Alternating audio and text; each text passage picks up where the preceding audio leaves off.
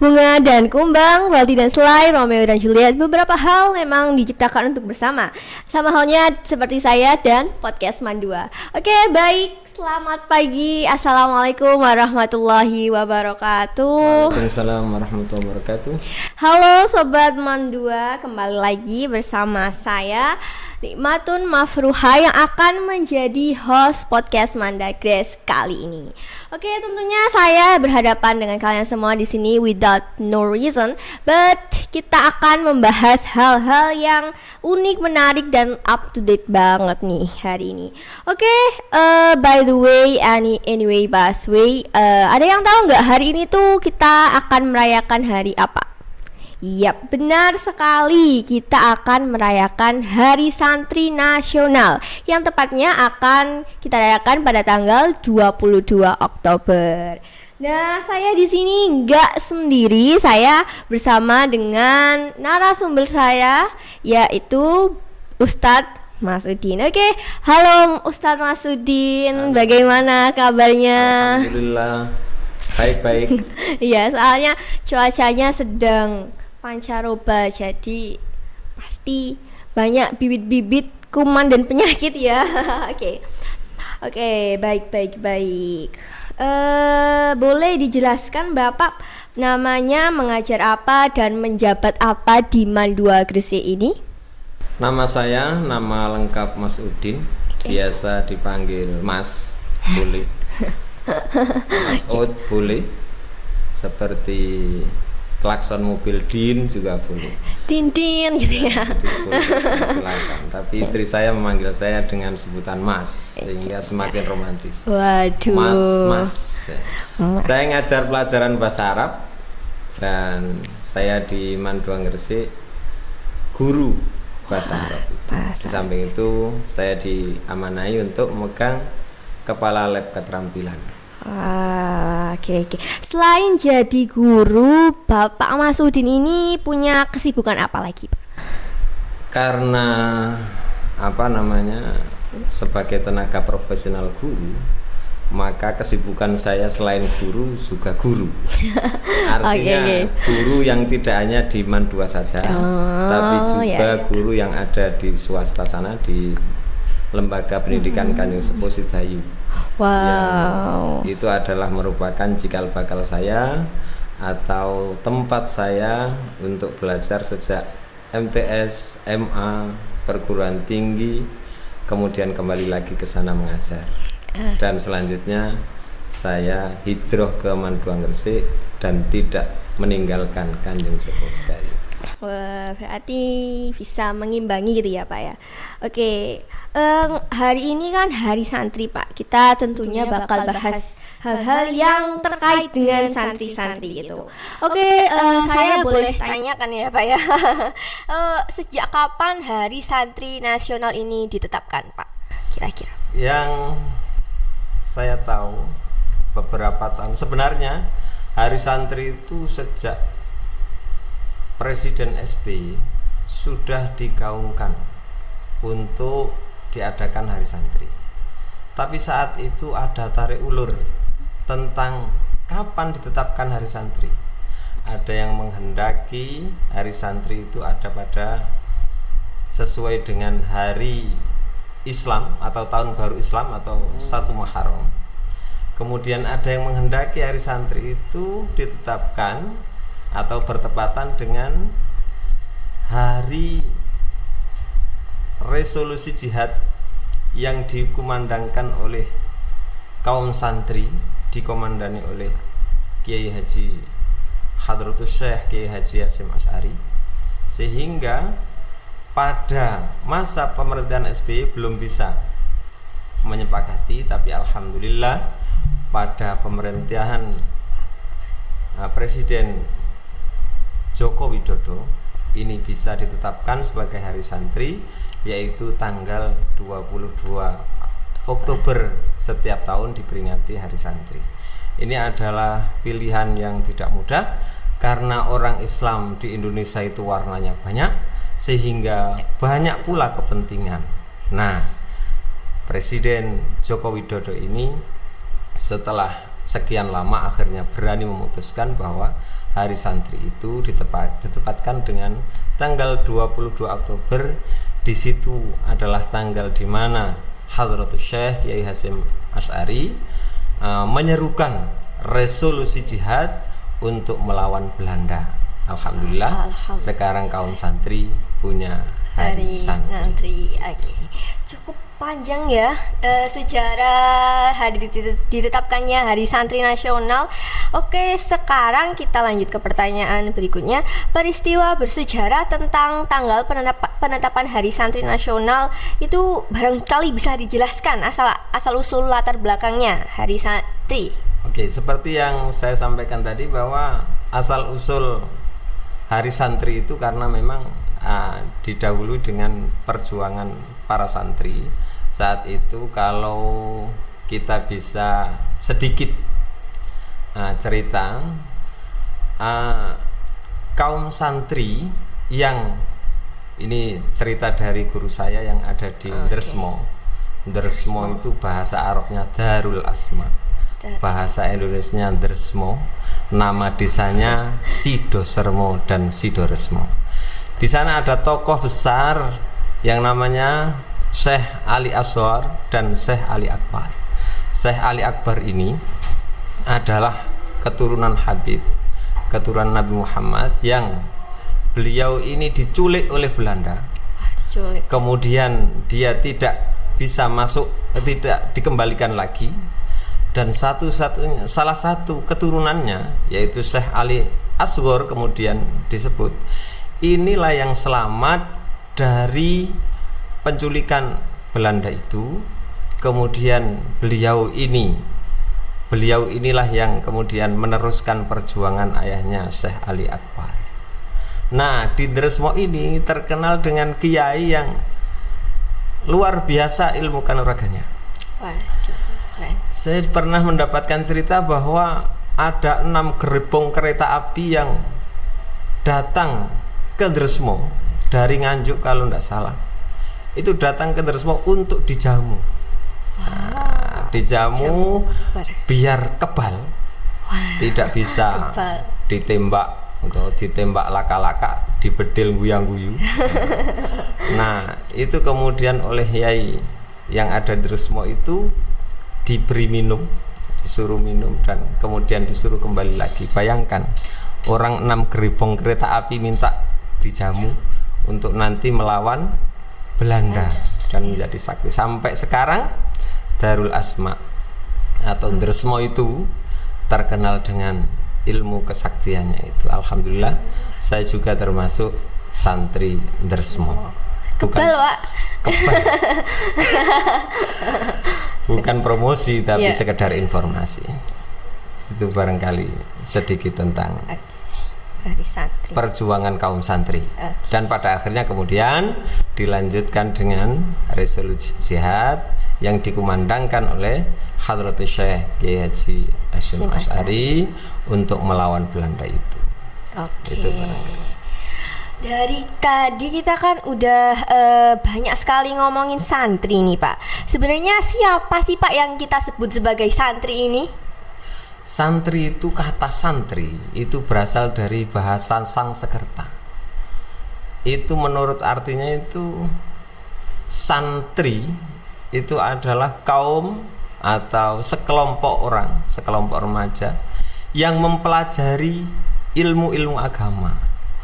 Nah, saat itu adalah belum agama Islam, santri. Itu ada yang mengatakan itu. Ada pula yang mengatakan bahwa santri itu berasal ihsan dan 3 kebaikan. Nah, kaum santri ini adalah kaum yang mengamalkan 3 hal, yaitu iman, ihsan, akidah, syariah atau iman, Islam dan ihsan. Jadi 3 unsur santri yang dipelajari itu. Ada yang mengatakan begitu. Nah, ya sebenarnya kalau yang kita lihat sekarang, santri itu ya para pelajar, para terpelajar, peserta terdidik yang di situ dia mempelajari khusus pelajaran agama. Santri ini diwajibkan tinggal di pondok atau di tempat ia belajar, tidak boleh pulang. Itu santri yang sesungguhnya dulu. Ya, real santri. Ya, ini hakikatnya santri atau apa namanya? Santri yang sesungguhnya. Oke. Kan ini kan zaman now, tahun 2022, generasi milenial. Santri juga ada perkembangan dengan sebutan santri masa kini. Nah, boleh nggak sih Pak dijelasin apa itu santri masa kini? Ya, sip. Karena apa namanya, santri itu tidak jumut, tidak statis alias dinamis, bisa berkembang mengikuti zaman, dan itu memang suatu keharusan. Maka yang dulunya santri itu hanya mempelajari agama, sekarang tidak boleh menutup diri untuk hanya belajar agama. Santri itu hidup di dunia nyata, sehingga santri pun harus mempelajari tentang dunia yang terkini atau masa kini. Nah, sekarang pondok pesantren itu tidak hanya mempelajari kitab-kitab agama, harus, dan itu sudah terjadi, bahwa di pondok-pondok sekarang itu ada juga yang disebut dengan pondok modern. Maka di situ adalah gabungan antara pelajaran agama dan juga pelajaran umum. Kedua disiplin ilmu ini tidak bisa dipisahkan. Agama dia sebagai bekal untuk hidup abadi di akhirat. Umum karena sekarang dia itu pelajaran umum atau ilmu umum karena sekarang kita hidup di dunia, sehingga kedua ilmu itu harus diikuti sesuai dengan apa yang diperintahkan oleh Nabi. Kalau kepingin dunia, maka dengan ilmu. Man arada dunya fa alaihi bil ilmi, wa man arada al akhirah fa alaihi bil ilmi, wa man aradahuma fa alaihi bil ilmi. Kepingin dunia dengan ilmu, kepingin akhirat dengan ilmu, kepingin kedua-duanya juga dengan ilmu. Itulah yang dipilih oleh Nabi Sulaiman di saat suruh memilih apa? Tahta, harta, wanita, ilmu. Maka Nabi Sulaiman yang dipilih adalah ilmu, sebagaimana kalian atau kita semua yang ada di lembaga pendidikan. Ya, itu barangkali. Oke, sangat mendalam ya makna dari santri masa kini ini. Nah, tadi Pak Masudin kan sudah mention banyak sekali tentang resolusi jihad. Nah, boleh gak sih Pak dijelaskan apa itu resolusi jihad? Ya, saya ulas lagi bahwa resolusi jihad itu adalah komando atau perintah untuk berjuang melawan Belanda, yang itu diawali atau dikomandani atau diperintahkan oleh Syekh Hasyim Asy'ari, dan itu dimulai dari kaum santri-santrinya, bahwa santri-santri itu bergerak. Adalah dulu bahkan orang yang menyerupai Belanda, sampai segitu, menyerupai Belanda itu tidak boleh. Berdasi itu hukumnya haram, celana itu juga hukumnya haram. Seiring dengan perkembangan zaman, karena Belanda sudah tidak ada, artinya berdasi itu tidak menyerupai lagi Belanda, bercelana itu juga tidak menyerupai Belanda, sampai segitu. Nah, kita sekarang kalau sudah bebas dari penjajahan Belanda itu, maka berdasi, bercelana menjadi bebas. Jadi resolusi jihad itu bukan hanya mengangkat senjata di medan perang, itu otomatis sampai nanti lahirnya apa? Perang 10 November. Itu adalah asal muasal dari adanya resolusi jihad yang dikumandangkan oleh Syekh Hasyim Asy'ari, dan melahirkan para pahlawan-pahlawan itu yang mayoritas atau bisa jadi kebanyakan adalah para kaum santri itu. Saya baru tahu loh resolusi jihad itu yang seperti itu. Oke, terus tadi kan kita udah ngomongin hari santri dan resolusi jihad. Nah, kira-kira apa hubungan keduanya nih Pak?